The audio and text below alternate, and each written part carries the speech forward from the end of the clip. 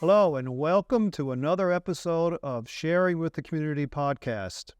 My name is Russell Berner, and I am a town council member for the town of Kiowa. I am joined by Ben Webster on the far left, who is the Deputy Director of the Charleston County Emergency Management Department, and Craig Harris, the town's Public Safety Director. Thank you very much for attending this very important meeting today. And we're going to talk about hurricane preparedness. Okay. So, Ben, can you tell me some of the significant impacts that a hurricane or significant storm can have on the area? Absolutely. And we don't even have to talk about significant. We can talk about all hurricanes. We get so caught up in it's a 1, it's a 2, or it goes up 3, 4, and 5. And we have to remember that really just counts wind. It's not talking about storm surge, which is water that normally wouldn't be here coming in. Kind of like having a puddle of water and blowing it with a leaf blower. That water is going to go somewhere else, right? And that's going to come to us. In addition, what is that wind blowing? What roads are impassable? And with with hurricanes, we see tornadoes. There's quite a few hazards we need to be aware of. Got it. Thank you, Ben, very much. So, what can the residents do today to prepare for a hurricane or large tropical storm? One of the first things that they need to do is pick up the South Carolina Hurricane Guide. That's going to be the end-all, be-all.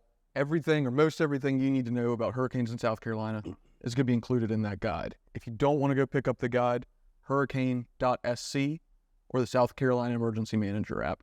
And in that, you need to prepare a hurricane kit. You need to prepare for your pets. You need to know your zone. And you need to know your evacuation routes, among many other things. Great. So, I have here a copy of the magazine, and I'd like you to be able to say once again, how would somebody get a copy of this important document? So the South Carolina Hurricane Guide, it's available first off online at hurricane.sc. That's translated into Spanish as well as Chinese and I believe Portuguese as well. Nice. Any South Carolina Department of Motor Vehicles, you can go there.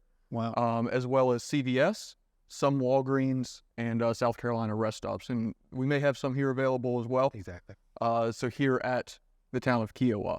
And again, online is a very good option as well. Oh, great. Thank you so much. So, Craig, with respect to Kiowa, what can our residents do to stay informed before, during, and after a storm? Well, I think Ben said it real well. We have to get our community to be cognizant to our community our outlets that we share with all of our security entities on the island. That's including the e-blast.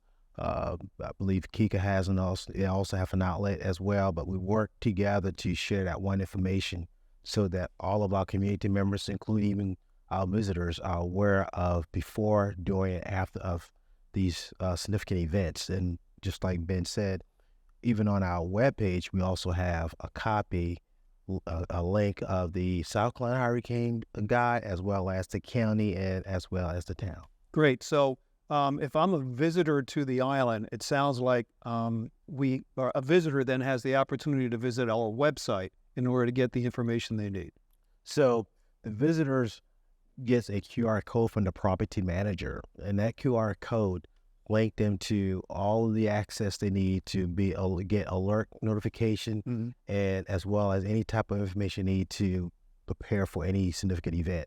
The biggest thing that we want to push out is that our residents as well as visitors need to register to receive these alerts. That's the number one thing.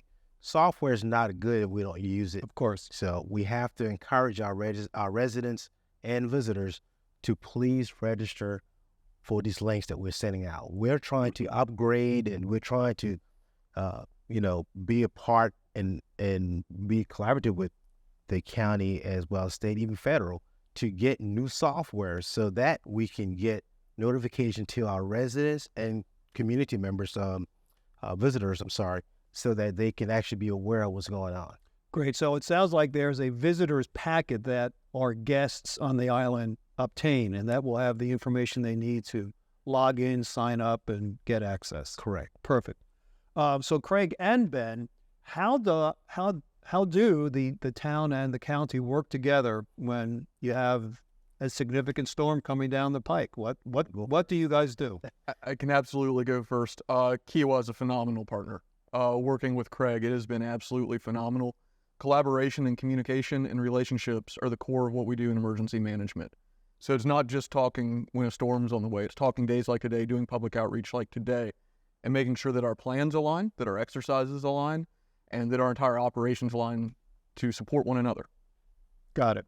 And to follow along, this year, 2003, we just have a new IGA, which is a intergovernment agreement with Charleston County Emergency Management, so that town of Kiowa have extra resources when we have critical events, as well as anything that would deal with emergency preparedness.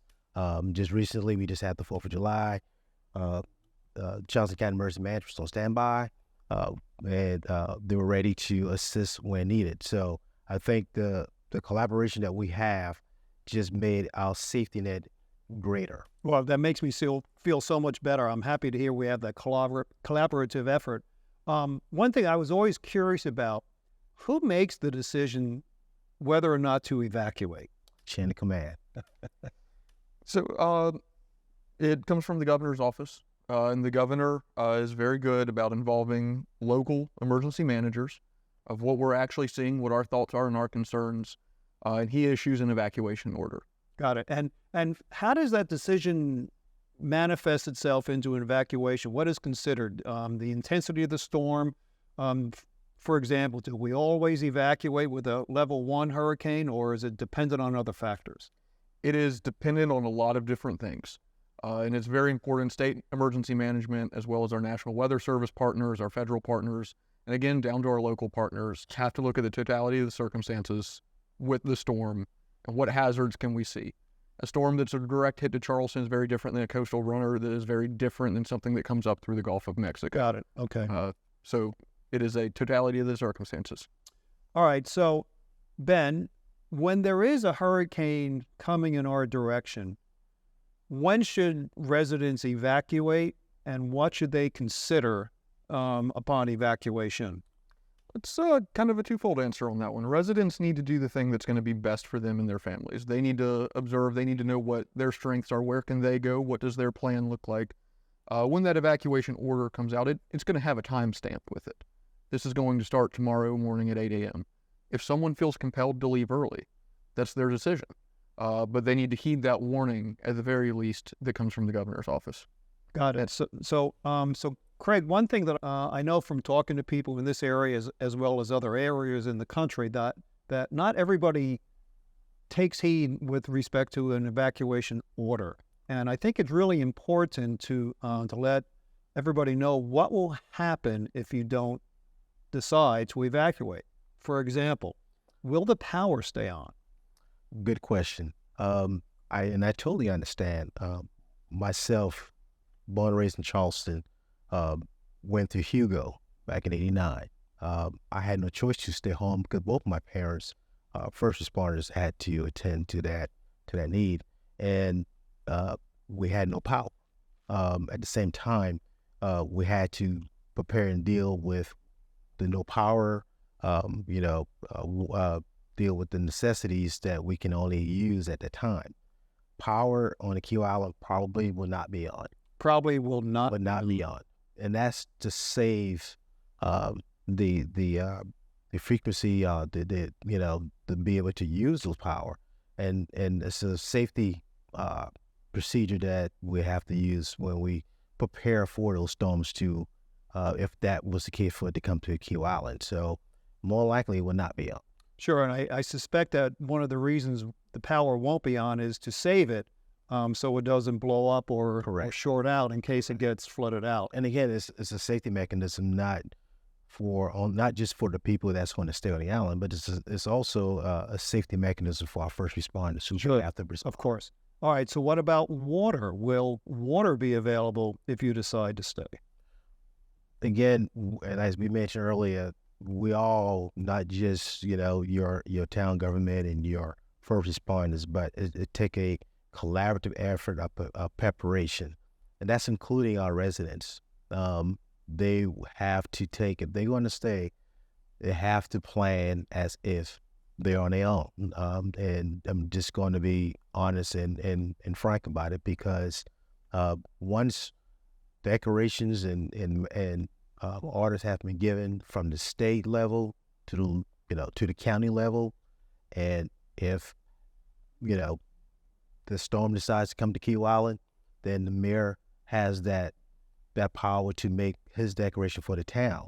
We have to react to it, and at that point we have to make consideration for our first responders, because when that order comes down from the governor to Key Island to remove all first responders off the road for their safety, now you're stuck where you at. Got it. So Ben, then it's kind of a scary concept. So if you decide to stay here in the island and something emergency related happens to you, there's nobody here to help. Is that correct?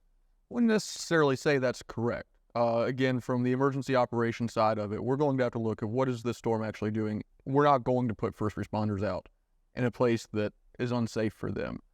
One of the things that the hurricane guide mentions is the first 72 are on you. You need to plan for that span of time to be completely self-sufficient.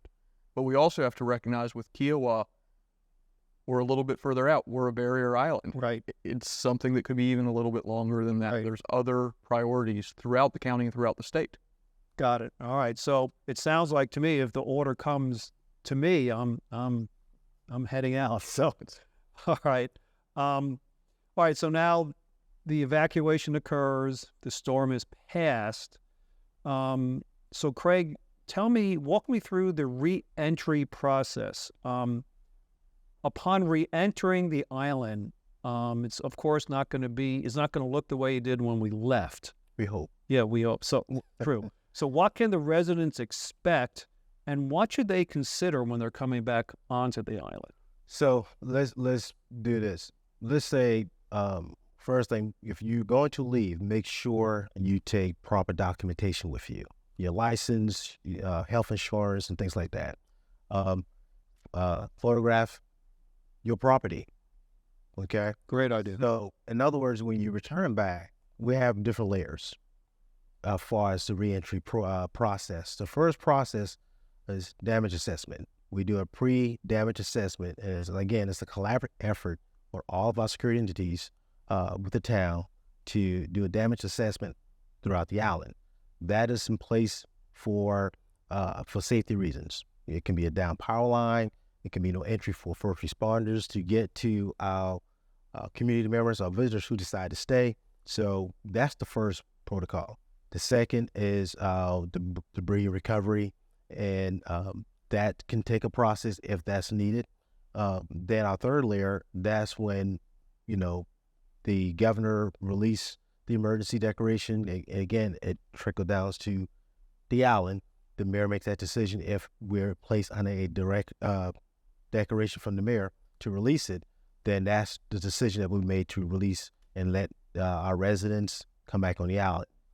I must caution you, please have your identification, because we will still have checkpoints throughout the island and actually throughout the county, but we still have checkpoints to come back on the island. So just because that declaration has been released doesn't mean that it's an open floor island. That means only that can come back on this island are people who we know that was registered to come back on this island. And that's so important to know. Take the paperwork with you, and of course any medicines and perhaps even Correct. scripts that you need if you run out of medicines. It's a great point. All right, so Ben, what safety procedures would you suggest the residents to perform and do when they arrive back onto the island? I think first and foremost is heed the warnings of local officials, from state to county to local municipalities, and follow those directions. Stay away from down power lines. Be careful, there could be boil water advisories if there is water pressure. We also need to recognize the extent of our own skills. There are times where maybe a contractor would be appropriate to hire instead of doing it ourselves.